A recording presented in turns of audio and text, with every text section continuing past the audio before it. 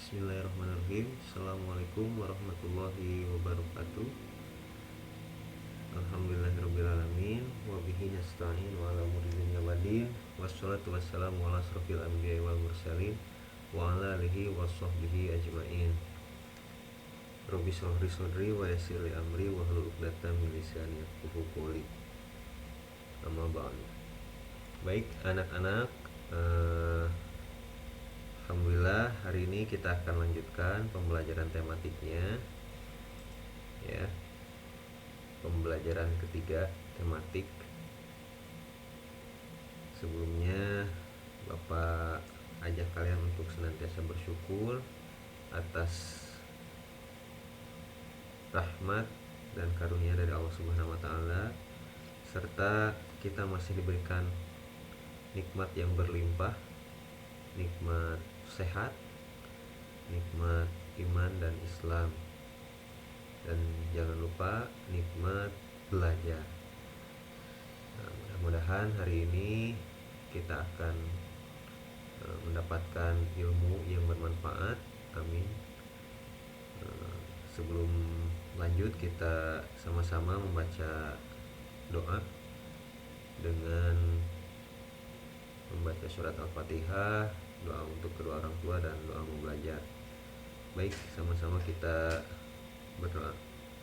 A'udzubillahi minasyaitonirrajim. Bismillahirrahmanirrahim. Alhamdulillahirabbil alamin. Arrahmanirrahim. Maliki yaumiddin. Iyyaka na'budu wa iyyaka nasta'in. Ihdinas siratal mustaqim. Siratal ladzina an'amta 'alaihim ghairil maghdubi 'alaihim waladdallin. Rabbi firli wa liwalidayya warhamhuma kama rabbayani shaghira. Rabbi zidni ilman warzuqni fahma. Amin ya Allah ya Rabbal alamin. Alhamdulillah, penting bagi kita, ya, bagi Bapak, bagi kalian untuk memulai segala aktivitas dengan berdoa, khususnya ketika belajar, karena pada hakikatnya Bapak dan kalian ini sedang berikhtiar untuk mendapatkan ilmu, tetapi tetap yang bisa memberikan ilmu kepada kalian, ilmu kepada Bapak, itu adalah hak mutlak dari Allah Subhanahu wa taala, ya. Dan kenapa Bapak selalu mulai untuk mendoakan kedua orang tua? Karena disitulah letak keberkahan ilmu, ya. Jadi ridho orang tua itu luar biasa. Bagi kalian yang ingin hidupnya berkah, yang ingin rezekinya berkah, yang ingin ilmunya berkah, harus berusaha untuk mendapatkan ridho dari orang tua dengan cara berbuat baik, berbakti, ya, menjadi anak yang soleh, senantiasa membahagiakan, ya. Itu kuncinya. Jadi Bapak mengajak kepada kalian untuk senantiasa terus memperbaiki akhlak, khususnya akhlak kepada guru dan orang tua. Baik anak-anak, di pembelajaran ketiga ini, di sini kalian bisa membacanya, ya. Permainan tradisional apa yang ada di daerahmu, kata anak ini. Bagaimana cara memainkannya? Nah, hari ini kamu akan mengenal dan mencoba beberapa permainan tradisional, ya. Mungkin apalagi dengan kondisi sekarang di pandemi, kalian pasti sangat merindukan berkumpul dan bermain bersama teman-teman, ya. Karena permainan tradisional tentunya berbeda dengan permainan online, ya. Permainan tradisional itu identik dengan kebersamaan, identik dengan kerjasama, ya. Sedangkan permainan online kalian mungkin hanya berinteraksi dan memegang HP sendiri di rumah. Boleh nggak Pak main game online? Saran Bapak memang lebih baik dibatasi, jangan sampai kalian sibuk dengan, bahkan waktu kalian habis dengan permainan game online. Karena permainan game online itu kalau Bapak perhatikan, kalian jadi susah untuk berkomunikasi dengan orang tua karena online tadi. Ketika dipanggil sama orang tua untuk diminta bantuan karena sedang bermain game online, tidak bisa di-pause, tidak bisa berhenti. Kalau berhenti nanti gamenya kalah atau bagaimana. Nah, itu jadi hal yang buruk. Yang tadinya permainan itu untuk mendatangkan kesenangan, tetapi karena sikap kita dengan bermain game itu banyak yang terlalaikan, maka akan timbul dampak yang negatif ya. Jadi batasi, bahkan kalau bisa berhenti untuk permainan game online. Tuh jadi ketinggalan zaman. Tidak, ketinggalan zaman itu bukan identik dengan game online, tapi kita bisa menggunakan gadget, menggunakan HP, menggunakan teknologi untuk kebaikan-kebaikan ya. Jadi yang masih suka bermain game online apalagi sampai berjam-jam, Bapak minta kalian untuk berhenti ya. Kita lanjut. Ayo mencoba. Tahukah kamu bahwa Indonesia juga kaya dengan permainan tradisional? Tuh, banyak sekali permainan-permainan tradisional ya. Bacalah teks berikut sebelum kamu mempraktikannya. Nah, sekarang kita mengenal nih berbagai macam permainan tradisional. Di sini kita akan mengenal yang pertama benteng-bentengan. Nah, kalian mungkin pernah melakukan ini dan sangat merindukan.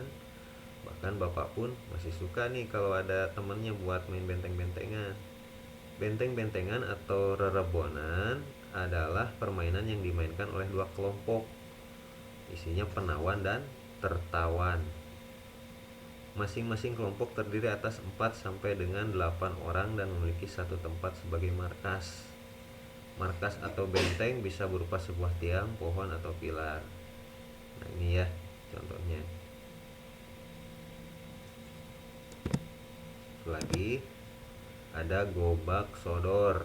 Nah, ini gobak sodor ini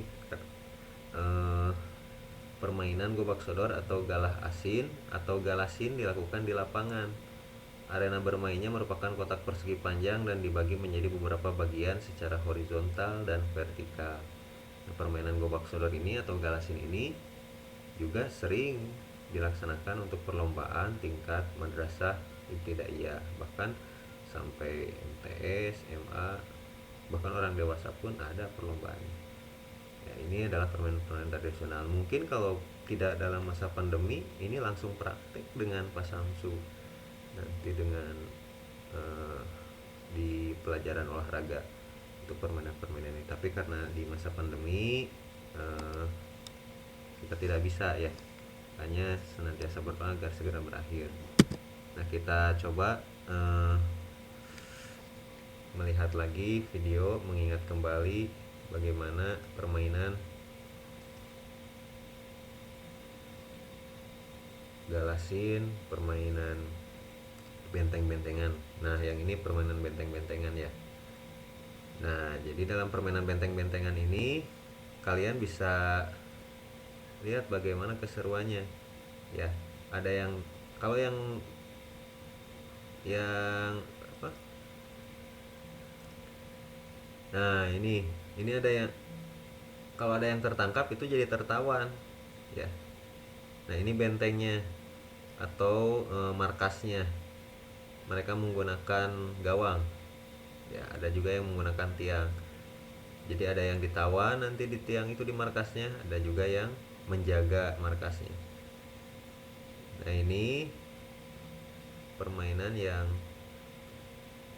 tradisional. Berikutnya ini gobak sodor. Nah, ini salah satu bagaimana galasin atau gobak sodor tadi diperlombakan dalam kompetisi di tingkat madrasah ya. Nah, Bapak yakin kalian pernah praktek dan ya seru ya. Ya, mudah-mudahan kita bisa kembali lagi mencintai permainan tradisional yang tentunya permainan tersebut dibuat oleh orang tua terdahulu selain untuk kesenangan, tetapi banyak pelajaran dan hikmah ya.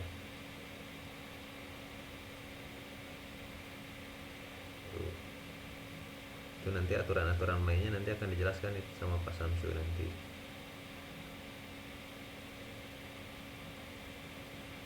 Ya, mereka berusaha agar tidak sampai tersentuh oleh musuhnya, dan musuhnya itu tidak boleh bergerak dengan kakinya harus tetap berada dalam garis. Nah ya, itu gerak ibu dan strategi ya. Kalau kalian pernah lihat di Pinipin juga ada itu episode main gobak sodor atau galasin ya. Kita lanjut.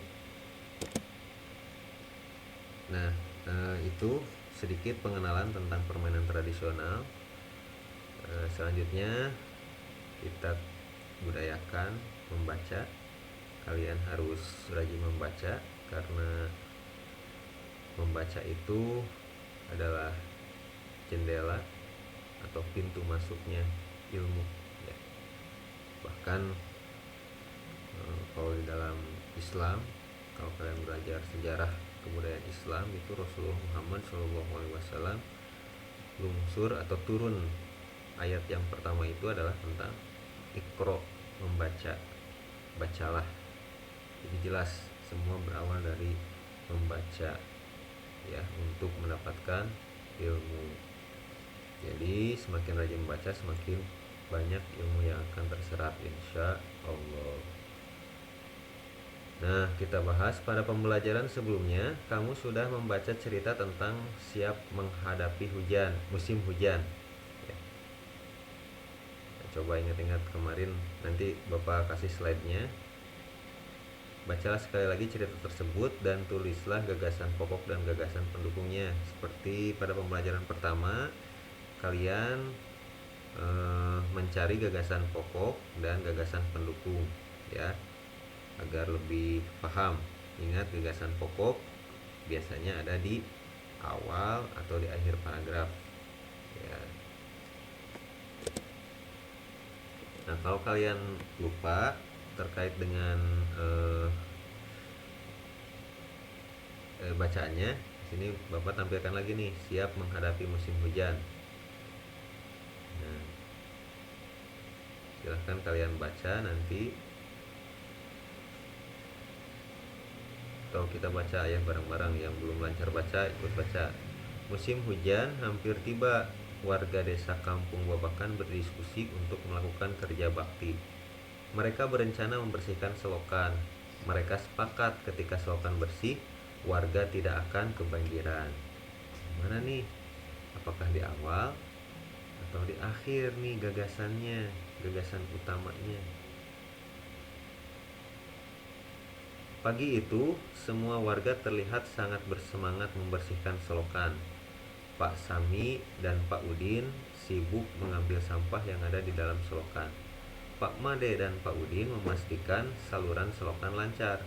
Pak Nur mengambil sampah-sampah dan meletakkannya di gerobak sampah. Nah, paragraf 2, gagasan pokoknya mana dan pendukungnya mana, kalian tuliskan nanti ya. Setelah acara kerja bakti selesai, warga berkumpul untuk menikmati teh hangat dan pisang goreng. Makanan tersebut dimasak oleh warga ibu-ibu.